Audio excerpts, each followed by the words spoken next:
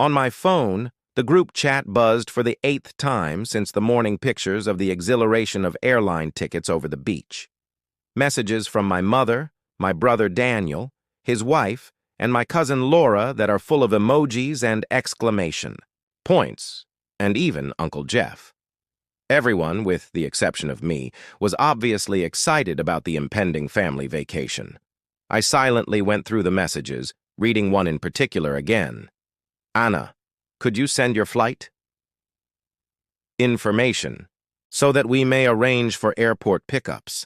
I was not given any details regarding our accommodations. I texted my mother because I had no address, reservation, or room assignment. Hey, just wondering if someone has already reserved a spot for me as well. 5 minutes later, she responded, and I totally forgot that everything was full. I'm sorry, honey, no explanation. But perhaps you can find anything nearby now. Just a simple oops apology, as like this hadn't been occurring since I was 14.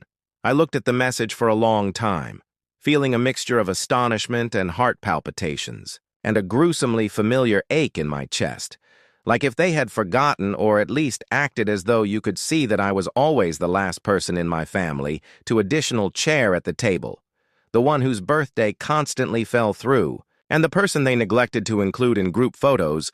Daniel was the golden child who didn't quite fit the mold of their hectic schedules. Business school, 2 children, and a family man who succeeds in the conventional manner. Laura was the lively cousin who was constantly raucous, present, and noticed, and I was in ways they didn't comprehend. Anna single was quite ambitious, so I constructed a tiny yet flourishing interior design firm for 10 years, during which time I traveled and worked with clients from around Europe and had recently completed a project for one of Spain's most renowned luxury hotels. Yet, none of that seemed to connect with my family. My mother had advised me throughout our conversation that you should really consider obtaining a steady career. Last vacation, Laura said, your work sounds more like a hobby. She took a sip from her. I had smiled and nodded courteously, but it chipped in the back. This time, however, I wasn't going to cry in the loo or quietly call off the trip. Embarrassment. I opened my laptop and continued to stare at it as I was about to do something else. There was a lot of excitement in the group chat about their affordable beachfront flats, so I clicked to open a new tab in my computer. The family vacation was a pizza, luxurious villas, and 3 easy words were typed. She had stated that it would be a comfortable group vacation for 5 days to celebrate my mother's birthday at a reasonable cost. But suddenly, they neatly left me out there since they had reserved every flat in the small complex. It was Villa Azul 7, $18,000 for 5 bedrooms, a private chef, a private pool, and a view of the ocean. Days, a pause, then a smile that was flawless. I booked it without hesitation, and only for fun, I rented out the Rolls-Royce Ghost that I had recently added to my portfolio of design projects. I sent my assistant the confirmation of my most recent investment with a note. For Miss Anna I, please make sure the villa is well stocked with my mother's preferred wine label. Want it to stick in my memory because if there's one thing I've discovered from receiving like a lifelong afterthought, quiet isn't necessarily a sign of strength. Sometimes it's a tactic. 2 days later, as they proceeded to organize group events without my presence, I discreetly verified every minute detail. Airport transportation, villa staff attire, and personalized welcome notes in each room. Everything is set up. Should I have the villa manager? My assistant contacted me back. I said, no, let's keep it a surprise. I want to let the main resort know when you arrive. I meant it when I said, see their faces, as I had been waiting for someone in that. Family would finally come see me in 3 days. But they wouldn't remember once more how the Rolls-Royce's wheels crunched gently across the gravel driveway. Just outside the glass gate, the morning sun of the villa glistened on the waves of the Mediterranean, and the aroma of the air was filled with salt water and jasmine when I quietly got out of the automobile. Welcome to Villa, I said, my white, linen jumpsuit catching the breeze and my sunglasses reflecting the sweep of shoreline behind me. The villa manager remarked, bowing slightly, "Everything is ready, Azul Miss Anna. Exactly as asked." "Thank you," I said, maintaining a composed tone of voice from the group of little vacation apartments where my family was staying was visible from the villa's raised patio. The hill, they appeared happy, comfortable, and normal, and I was at home as the employee. After unloading my bags, I looked down at the apartment building, where a group of people were congregating around the pool. Daniel, Laura. My eye could hear Mum and a few others laughing loudly up the hill. When someone saw that the Rolls-Royce heads were turned, Laura removed her sunglasses and Daniel halted. My mother averted her eyes with one hand throughout the conference call, and I entered. Without turning around, the villa's gorgeous white marble flooring were visible.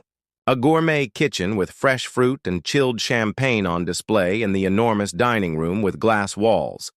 As asked, I placed the framed picture of Mom from her 50th birthday celebration on the table, surrounded by her favorite flowers. The same mother who texted me totally forgot, and I stood there acting more like a distant cousin than her daughter. I stared at the picture for a while before approaching, picking it up, and moving it. No longer belonged in the center, so I offered them 1 hour each to marvel for an hour, perspire for an hour, and discover that the girl they believed they had disregarded, forgotten, and recently arrived in a manner they never as anticipated. At precisely noon, I made my way down the path towards the pool where everyone was assembled, to the sound of clinking glasses, and a brief exchange of words occurred. But it all came to an end as I turned the corner. I removed my sunglasses, and my mother blinked. Quickly as she said, "Hey everyone," there was a beat of stunned silence. Daniel performed a double take, and Laura's jaw fell open in a frozen moment. My mother questioned Mimosa Anna as though she wasn't sure if she should believe her own eyes. Daniel mumbled in recovery, "Of course it's Anna. She just arrived." Laura said, "I thought everything was full," as she turned to face her mother in a freaking Rolls-Royce. "I thought you weren't coming." "I found something," I muttered.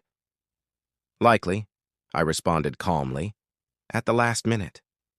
"Coincidental, huh?" "Where are you staying?"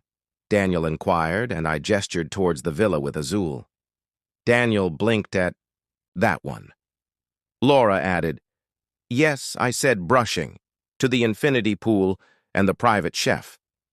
There was silence for a second time after I removed the invisible dust off my wrist, the kind that is uncomfortably stretched and kept together by 1,000 unsaid things, such as pride, guilt, and confusion. At last, Mom forced a smile and said, "I'm delighted you made it. We assumed you'd be—" I asked, staring at her. "Why would I be upset? It's only Laura attempted to break the family vacation, but you claim to have forgotten. So, it sounds like we may all visit your apartment later. I casually said that I've planned a birthday celebration, and I'm sure you'll see plenty of it. Mom blinked. You made arrangements for dinner there tomorrow night, and everything is catered by Chef Julian, who is flying in from Barcelona. I grinned more when I had dinner at your house because, of course, it was your birthday, and I wanted to make it exceptional, but in all honesty, it had everything and nothing to do with making it special. I had spent too many years witnessing Daniel's unending promotions being hailed as Laura's new condos, looked on as everyone else's accomplishments were displayed like awards. Meanwhile, if my accomplishments were recognized at all, they were merely footnotes, Anna Mom. "Now you didn't need to do all that, maybe I did," she added in a softer tone. I stood on the terrace with a glass of champagne, thinking that perhaps it was time to return to the villa. I could still see my family as I watched the sun slowly set into the ocean below. All of their laughter had subsided by the pool, and they gazed up at the home more than I didn't need to wave, because the message had already been conveyed. The actual event would start tomorrow with wine, speeches, and the truth. Villa Azul glistened with candles the following evening, shortly before dusk. Warm reflections were cast by light golden lanterns floating over the infinity pool. Under the white-draped pergola, water tables were placed across the still. Linen, each lined with a personalized name card and a crystal gold flattier. Written in calligraphy, a gentle wind wafted the aroma of grilled sea bass and rosemary, and Mom's favorite dessert, lemon olive oil cake, was ready for the birthday meal. Stood in a fitted silk dress close to the entrance, seeing the workers making last-minute modifications while the gentle hum of the overall arrangement was tasteful and purposefully sharp, with a string quartet filling the air. Wanted it too? Seemed like something they would remember because this supper served as a statement rather than merely a celebration. As I had anticipated, Rolls-Royces arrived in succession, sharing their opulent fleet. Observed me leave 2 days ago, and now they were entering my world, Mother. Went out first wearing her favorite navy gown, which she had worn to Daniel's corporate award ceremony the previous year. Dad came in a stiff, looking around the villa in his linen jacket as if he was still figuring everything out.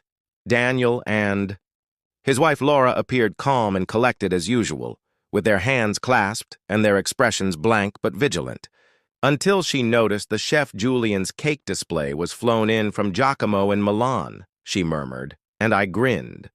They were accustomed to stillness, surprise, discomfort, and a sense of wonder. Even though they were the main characters tonight, they were only visitors as everyone took. The champagne softened their edges, the meal relaxed their chairs, and the atmosphere gradually changed. Mom turned to me, and I watched in amazement as the tension subsided and was replaced by curiosity. Tone light and inquisitive, this location is simply beyond my wildest dreams, Anna, I said, drinking my wine. You've done well, Dad, adding a little something that most people didn't. I'm delighted you think so, I said, sounding as though it hurt him to say it so nicely. Calmly, the voyage had been lengthy, and when dessert came, I stood up to speak, and everyone became silent, glanced at the faces around the table that had shared a smile for decades, frequently missing the one I want to thank everyone for attending, especially the face that was just beyond my frame. I know this trip was supposed to be low-key and informal, but tonight I started speaking steadily. A wave of uneasiness swept across the table when I learned that I wouldn't be able to book the flat. Made the decision to arrange everything on my own, which made me nervous and half laugh. Mom changed her tone uncomfortably, Anna, and we truly didn't mean I know I stated, locking eyes with her. But it was simply forgotten to exclude you. Well, that didn't hurt as much as I thought. It would, but I didn't let I wouldn't give them the gratification I once believed I had to, voice crack, gain a place at this table by demonstrating that I was just like the others. I proceeded by choosing a safer route, by downplaying my decisions, by embracing a prolonged period of silence and being undervalued. However, throughout the years, I quietly created something while you were all comparing new mortgages, bonuses, promotions.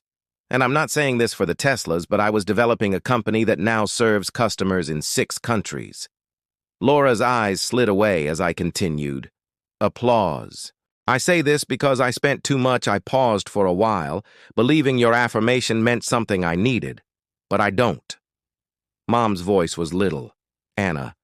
And we never wanted you to speak first. I know I interrupted you, but I didn't mean to make you feel excluded. The honesty struck like a thunderclap, and I kept forgetting. Daniel glanced down at his dad, looked straight at me, while Laura sipped her water on the serviette. I took a deep breath and relaxed my clenched jaw. But I truly do forgive you. This evening isn't about getting even. Rather, it's about changing. The story, and finally entering the area Anna's mother remarked in a tremulous voice. I always deserved to inhabit. I softly said, This is overwhelming, but it's not meant to be. To observe, we concluded the evening with silent chatter and toasts, albeit several people shunned me. I didn't mind the nervous praises from others because I wasn't there to receive applause. Was looking for closure, and tomorrow I could have finally found it for the first time in my life. I would show them more of the studio where the Forbes clientele were highlighted. Never noticed, but since silence can speak sometimes, I let it speak tonight. Declares, I don't need your permission anymore. The villa was peaceful the following morning. I stood barefoot on the terrace as the first rays of the light stretched across the horizon, blanketing the ocean in a gentle golden haze. Last night had been spent sipping coffee and allowing the quiet to seep into my bones.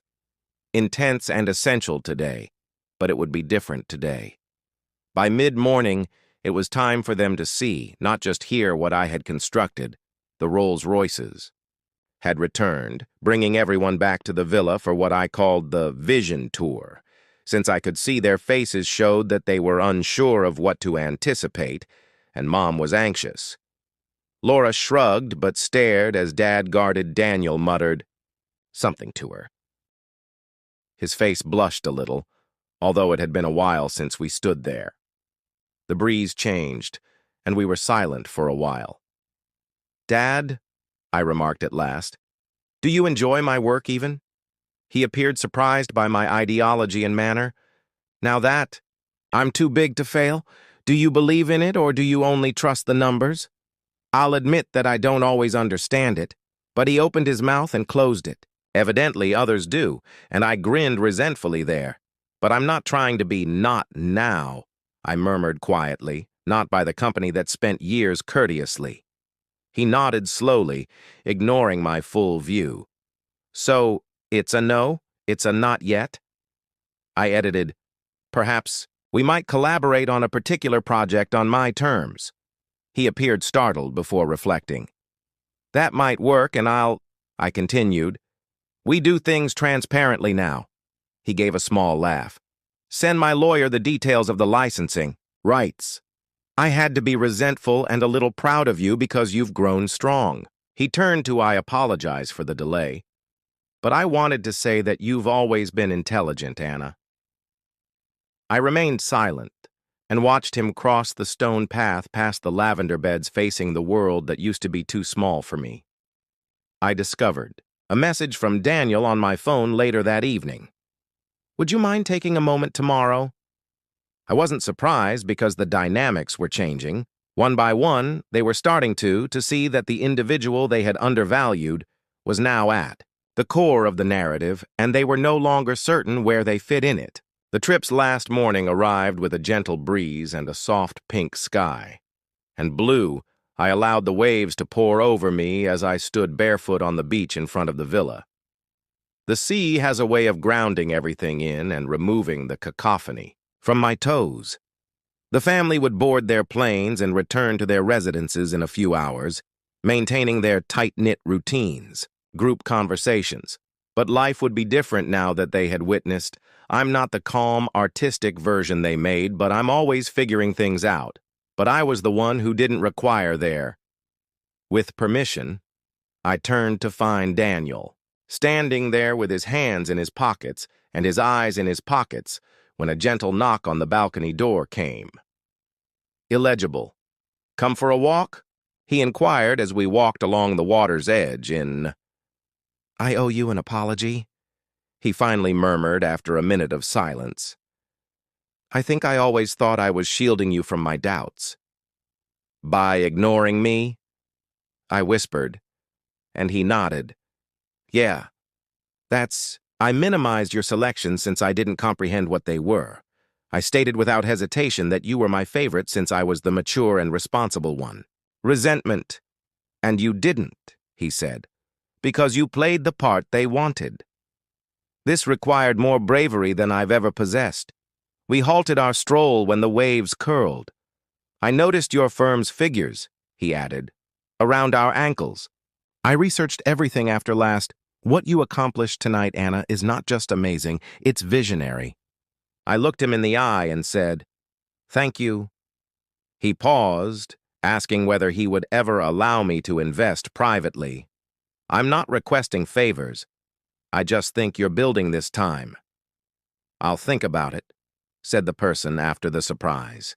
Didn't hurt. I smiled and replied, "Let's chat in a different way soon. Context." He nodded, and it seemed real to give one another our first hug in years.